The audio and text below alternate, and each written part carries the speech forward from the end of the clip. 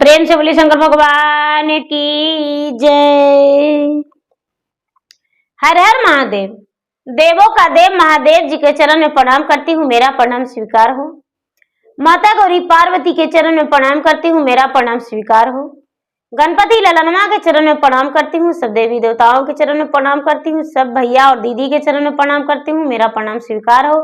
गुरु भाई बहना, मैं एक कथा सुनाने जा रही हूँ, इस कथा को पूरा सुनिए और रहस्य जानिए। हर हर महादेव, घर घर महादेव। दीदी एक शिष्या बहना थी। बेचारी शिष्या बहना भगवान की पुजारी थी दीदी, भगवान के भक्त थी। और जब 12 बरस के थी दीदी, तबे भगवान के शिष्य बन गई थी। भगवान के नमन करती थी, भगवान के जाप करती थी, भगवान के पूजा पाठ करती थी दीदी। कोई भी उसे रोकते ठोकते थे तो नहीं मानती थी दीदी। धीरे धीरे उसका ब्याह हुआ और वो शिष्या बहना ससुराल चल गई दीदी। जब ससुराल चल गई दीदी, तो उसके ससुराल में भी उसका शिव भक्ति को कोई नहीं मानते थे। देखिए समय क्या होता है दीदी, समय क्या क्या करवा देता है। उसका उस शिष्या बहना के दीदी ससुराल में भी उनका भक्ति का कोई भी मान सम्मान नहीं दिए और इसको अलग कर दिए। शिष्या बहना के जो पति थे दीदी, उनको कहने लगे कि देखो तुम्हारा पत्नी बहुत बड़ी पुजारी है, ये पूजा पाठ करती है, जादू टोना जानती है, इसलिए हम तुम्हारे साथ नहीं रहेंगे। या तो अपना पत्नी के साथ रहो या माता पिता और भाई के साथ रहो। उसका जो पति थे दीदी, अपना पत्नी के साथ रहना स्वीकार किए, पत्नी के साथ चुने। उनके जो शिष्या बहना के माता पिता सास ससुर जो थे दीदी, एक मुट्ठी अन्न और एक चम्मच तक भी देकर उन्हें अलग नहीं किए दीदी। शिष्या बहना जो थी उनका नाम मीरा था।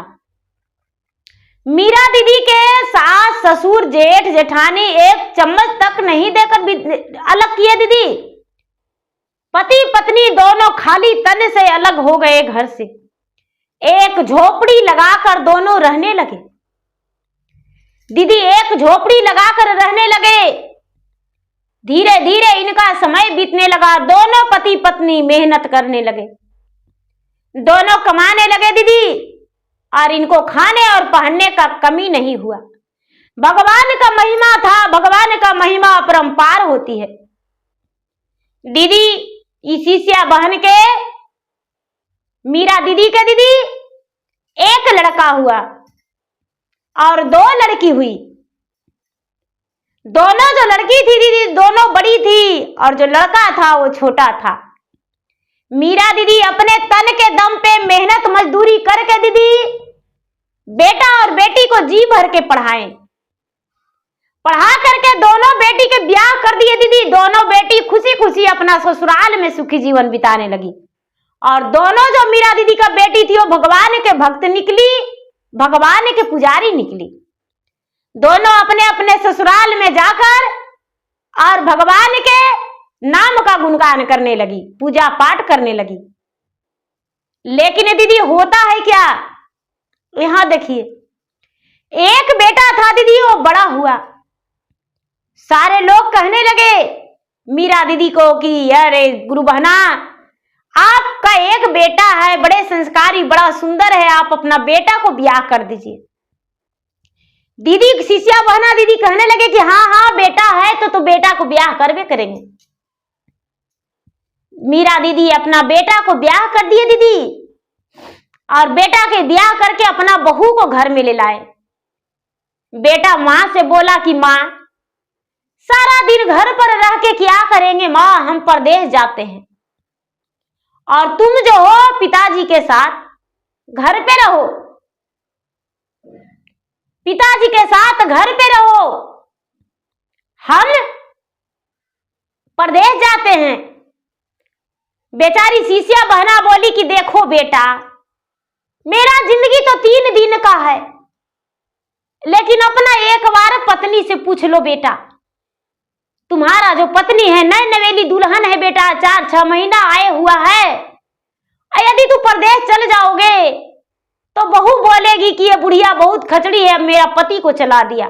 बेटा, मेरा बेटा तो जरूर हो, लेकिन हमसे कई ज्यादा मेरा बहू को प्यार देना बेटा। मेरा बहू का जीवन साथी हो तुम, तुम्हारे सहारे ये रहेगी बेटा। जो शिष्या बहना के बेटा थे दीदी, अपने पत्नी के पास जाकर कहने लगे कि अरे प्यारी, हम परदेश जा रहे हैं और हम परदेश में कुछ रुपये कमा कर लाएंगे तो तुम्हारे लिए कपड़े लाएंगे, सुंदर सुंदर गहने लाएंगे और घर द्वार बनाएंगे। बच्चे भी जो मेरा होंगे वो उनका भविष्य को भी देखना है। पत्नी बोली कि तो ठीक है, चले जाइए। दीदी, शिष्या बहना के जो बेटा थे वो परदेश चले गए और जो बहू अपना घर में रहने लगी।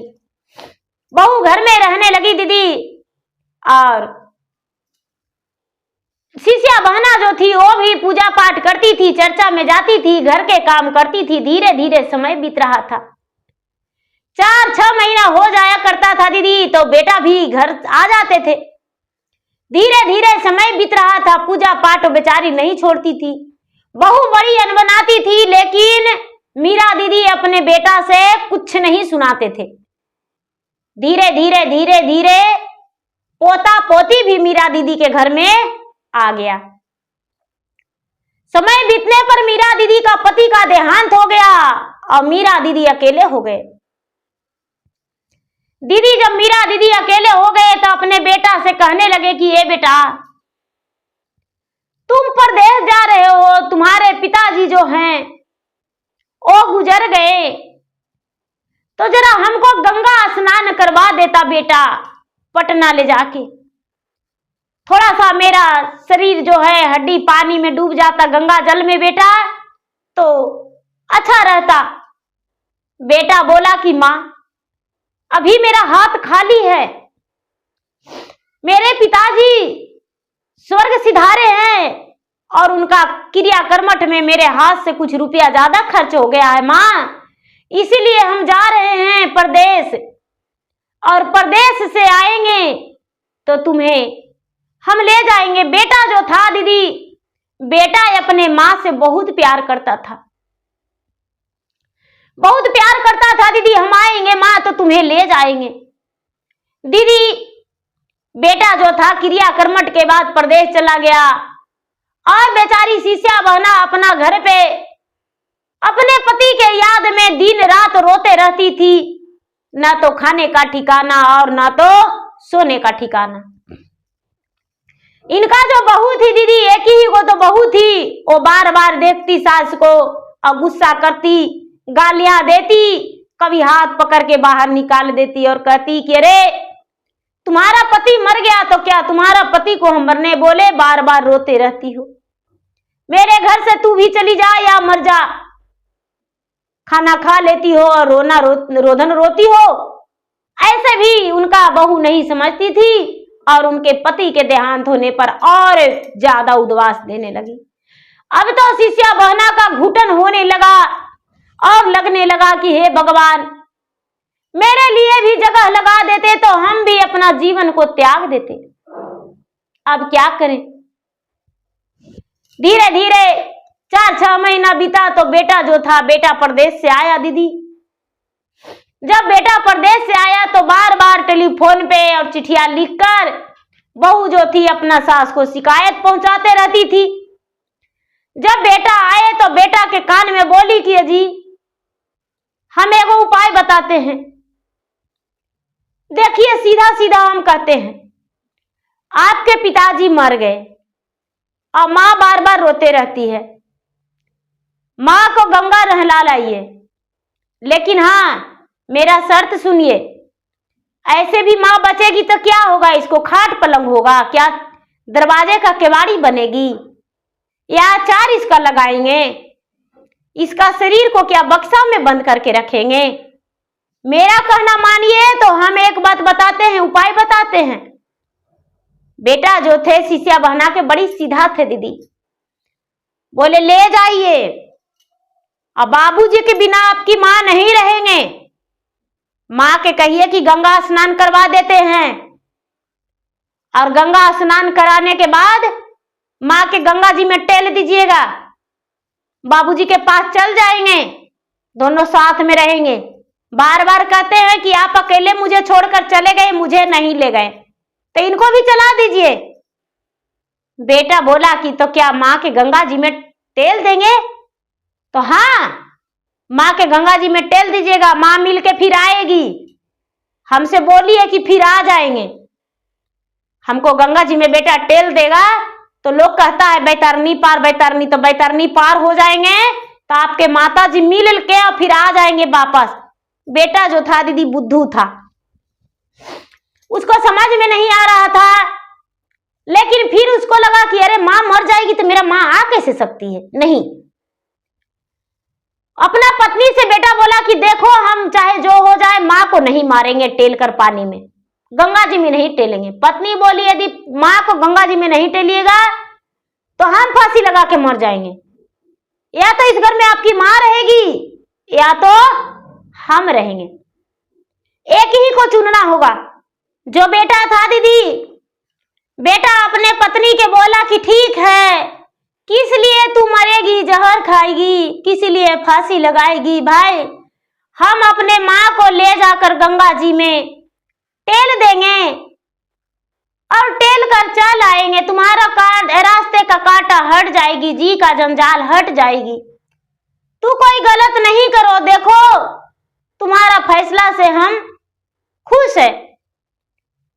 जो शिष्या बहना के बहू थी दीदी, ओ प्रसन्नता के मारे तो उछल रही थी, उसे लग रहा था कि चलो बहुत बड़ा हम तीर मार दिए, अब हमको सास मर जाएगी, हम अकेले अपना घर में रहेंगे, अपने पति के साथ परदेश चल जाएंगे। बुढ़िया के रहने पर मुझे घर में रहना पड़ता था और बुढ़िया के भोजन बना के देना पड़ता था, अब हम परदेश जाएंगे और परदेश में ही दिन बिताएंगे, अपने पति के साथ खुशी खुशी रहेंगे। अपना पड़ोसन से, सारी पड़ोसन से बता दी कि देखिए हम जो हैं अपने माता जी को गंगा जी भेज रहे हैं स्नान कराने के लिए, और मेरे सासू माँ मेरे पति के साथ जा रहे हैं स्नान करने। सब लोग जान गए कि चलो मीरा दीदी के बेटा ले जा रहे हैं पटना स्नान कराने के लिए, बड़ी खुशी की बात है। दीदी बहू जो थी बड़ी तरह तरह के पकवान बनाई, रास्ते के खाना, और सास को दे दी कि चलो इसी बार तक तो बुढ़िया से मिलन है, बुढ़िया तो मर ही जाएगी, बुढ़िया तो मर ही जाएगी। और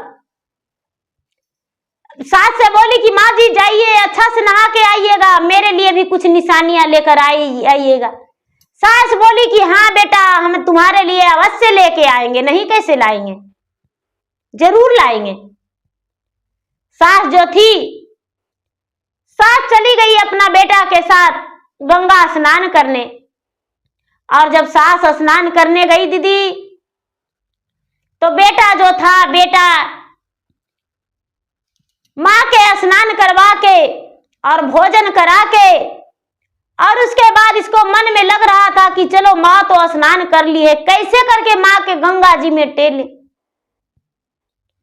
तो दीदी एगो बहुत बड़ा, इतना बड़ा पत्थर रख लिया, पत्थर रख लिया दीदी, बोला कि माँ जो गंगा जी स्नान करने आते हैं, गंगा मैया के सीढ़ी पर बैठ के पत्थर के पूजा करते हैं, और पत्थर के पूजा करके और उसके बाद कुछ ब्राह्मण के दान देते हैं। माँ तू पत्थर की पूजा की है? नहीं बेटा, सब कोई बताते हैं कि जो गंगा जी जाते हैं वो पत्थर के पूजा करते हैं तो भगवान मिलते हैं। ऐसा कह के बुढ़िया के बेटा समझाया तो बुढ़िया बोली ठीक है बेटा चलो गंगा जी के घाट पर हम पत्थर के पूजा कर लेते हैं। ठीक है माँ। दीदी एगो बेटा बहुत बड़ा, इतना बड़ा पत्थर खोज कर लाया और सीढ़ी पर रख दिया और माँ के बोला कि माँ इसको पूजो। माँ जो थी, माँ पूजा करने लगी दीदी, और गंगा मैया के तरफ गीत गा के आरती करने लगी। और जो बेटा था दीदी, बेटा झटका दे दिया माता के गंगा जी में, गंगा जी में झटका दे दिया। और बेटा कहता कि अरे मेरा माँ गिर गई गंगा जी में, मेरा माँ गिर गई गंगा जी में। और पत्थर डाल दिया दीदी गंगा जी में कि माँ हम तुमको खोजने आ रहे हैं। पत्थर चबाक से फेंक दिया, और माँ जो थी उगडुब हो रही थी दीदी, और बेटा झट से वहां से भाग आया कि चलो मेरा माँ का तो कल्याण हो गया, अब हमको माँ मर जाएगी, अब चले यहां से। बेटा झट से बाहर आ गया दीदी, और माँ को लग रहा है कि अब हम गलती से गंगा जी में गिर गए, और बेचारी उगडुब पानी में हो रही है, उगडुब पानी में हो रही है, दहा बहा पानी जा रहा है दीदी, पूरा कस के गंगा मैया के महिमा अपरंपार, गंगा मैया के महिमा अपरंपार दीदी, पूरा कस के हिलकोरा जे मारा से गंगा मैया के हिलकोरा से सीढ़िया पर बुढ़िया आ गई, बिगा गई। गंगा मैया जैसे इतना कस के हिलोर मारे दीदी जैसे तूफान आता है, उस तरह पानी में उबाल आ गया, तूफान आ गया, और बुढ़िया जो थी, बुढ़िया सीढ़िया पर फेंका गई। और जब बुढ़िया से सीढ़िया पर फेंका गई दीदी, तो ये छाती पीट के रो रही कि हे भगवान, हमको छानने के लिए बेटवा हमको गंगा जी में कूद गया, हे भगवान हमको छानने के लिए हमको बेटवा कूद गया गंगा जी में, हमको बेटवा कहाँ चला गया। अरे बेटा रे बेटा कह के बुढ़िया रोने लगी दीदी। कुछ लोग उसको पकड़ के लाए, क्या हुआ माता जी, क्या हुआ बेटा, क्या कहें, हमको बेटा हमको छानने के लिए, हम गलती से मेरा पांव फिसल गया गंगा जी में, हम गिर गए बेटा, और हमको बेटा गंगा जी में कूद गया, बेटा मेरा नहीं है। मलाह लोग बड़ी नाव लेके इधर उधर देखे दीदी, लेकिन बुढ़िया के बेटा रहता तब तो मिलता। अब बुढ़िया रोती है, पीटती है, भगवान के मंदिर में जाके कहती कि हे भगवान, हे गंगा मैया, हे महादेव जी, हम किस मुंह से अब घरे जाएं, घरे जाएंगे तो हमको बहू तो ऐसी मारती थी, गाली देती थी, अब हम जाएंगे तो हमको बहू पता नहीं क्या करेगी, अब हम कैसे जाए, कैसे करके बहू के मुंह दिखाएंगे, बहू तो हमको काटिए देगी। दीदी 4 दिन 8 दिन बीत गया गंगा जी पे खोजते खोजते दीदी, लेकिन बेटा नहीं मिला। बेटा तो घर आ गया, बेटा घर आ गया, अपना पत्नी से बोला कि देखो माँ के तो गंगा जी में टेल दिए हैं, माँ तो मर गई। बहू बोली, बहू पूरा रोवन धोवन की दीदी, सबके दिखावे के लिए कि हाय रे हाय, हमको जिधर ससुर जी चल गए उधर सासो चल गई, हमको सास मर गई, हे भगवान हमको पर बोझा देके चल गई, हे भगवान या महादेव जी अब क्या करे। सब कोई जूटे चुप किए उसको दीदी, अब क्रिया कर्मठ के वहां तैयारी चल रहा है, क्रिया कर्मठ के कर तैयारी चल रहा है दीदी। बुढ़िया जो थी रोते बिलटते, जिस दिन बुढ़िया के ब्रह्म भोज था दीदी, उसी दिन बुढ़िया पहुंच गई अपना घर पर, छाती पीटते रोते जा रही कि हे भगवान, मेरा बेटा गंगा जी में गिर गया। गांव के समीप पहुंची तो कहती है कि अरे फलना के मैया है, ये तो मीरा दीदी हैं, मीरा बहन है, उसको भूत आ रहा है दीदी, उसको देखिए कि गांव में सब भाग रहे हैं, सब भाग रहे हैं कि अरे भूत आ रहा है। वो इतना बड़ा पुजारी थी कि भूत बन के दिन दहाड़े घूमती है, ये कैसे संभव हो सकता है। लोग सब उसको घरे पहुंच गए, बहुत सारे लोग दीदी, और कहने लगे कि अरे तू क्रिया कर्मठ में भोज के तैयारी में लगल है, तुम्हारा माँ जो है भूत बन के आ रही है, दिन दहाड़े घूम रही है, चिल्लाते गरजते आ रही है। बहू सोचती है कि ये कैसे हो सकता है, हमको सास तो मर गई, मरला 12-13 दिन हो गया, और आज कैसे हमको सास आ सकती है। नहीं, ऐसा नहीं हो सकता है, ऐसा नहीं हो सकता है। उसका बेटा जो है वो कह रहा है कि हम माँ के तो गंगा जी में टेल दिए, माँ कैसे आएगी, भूतवा आके क्या करेगी, आएगी लौट जाएगी। दीदी सब लोग उसको कोई कह भी नहीं पा रहे हैं कि तुम्हारा बेटा जीवित है, भूत जान के सब हट रहे हैं। जो मीरा दीदी डायरेक्ट घर में चल गए।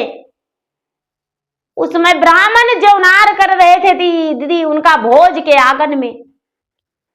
ब्राह्मण का हाथ का पूरी हाथे में रह गया दीदी, मुंह का पूरी मुंहे में रह गया, अब पतल पर के पतले पर रह गया, और सबका हक्का बक्का बंद हो गया दीदी। और सब कह रहे हैं कि अरे हे भगवान जी, इनका घर में जिसका माता मरी हुई माता फिर से लौट के आ गई, यह कैसे हो सकता है? नहीं, ऐसा संभव नहीं हो सकता है। जाके बेटा के देख के मीरा दीदी बेटा में लटक के कह रहे कि बेटा ये क्या कर रहा है तू मेरा घर में? बेटा हम तुम्हारे लिए होलिया लिखवा दिए, गंगा जी में अंथाई मला नाव से खोजा, तू नहीं मिला बेटा। हाय रे मेरा लाल, चल आया था घरे बेटा, बड़ी अच्छा हुआ था बेटा, खोजते खोजते हम परेशान हो गए बेटा, बहुत खोजे ढूंढे, तू नहीं मिला। इतना ही में दीदी जो बहू थी, बहू का बेचैन पेट में दर्द हो गया, इतना जोर उसको पेट में दर्द हो गया दीदी, इतना जोर पेट में दर्द हो गया। सब ब्राह्मण जो थे सब चले गए उठकर। गांव समाज जो थे दीदी, भोजन बना हुआ था, तब बेटा बोला कि देखिए सबके हाथ जोड़ के करते हैं, विनती करके करते हैं, मेरा खाना बर्बाद हो जाएगा, सब खाना खा लीजिए। लोग खा पी के गए, कुछ नहीं खाए कि माँ जीवित थी और उसका भोज भंडार कर दिया। लोग बड़ी क्रोधित थे दीदी। सारा नगर में लोग एक ही होते हैं दीदी, दो नहीं होते हैं, बस थोड़ा सा मन विचार बदल जाता है दीदी। लोग कुछ खाए कुछ नहीं खाए। अब बहू जो थी दीदी, बुढ़िया के दरवाजा लांघते, बुढ़िया के देखने से पहले ही सास को पेट में दर्द उठ गया कस के। अब जो सास थी दीदी रोते गरजते आ रही थी, लेकिन बुढ़ी अपना बेटा में लिपट के बहू को सुनी कि बहू का पेट में दर्द हो गया है, तो बहू को जाके और कहती है बेटी तुम्हारा पेट में क्या हो गया।